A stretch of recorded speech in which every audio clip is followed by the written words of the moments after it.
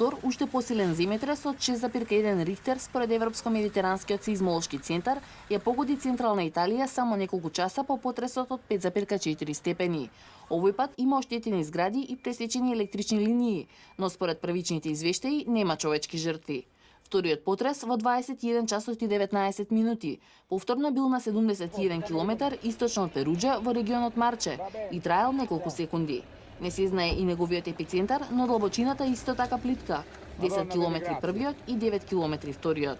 Очевидци од заедницата Визо, најблиска до епицентарот, раскажуваат: "Снема струја, се пребројувавме кој е овде, се уште не знаеме колку е лоша ситуацијата."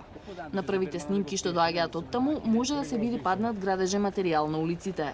Агенцијата за цивилна заштита, што прима информации од десетина мали настелби во руралната област, соопшти дека се оштетени или целосно се урнале постари згради.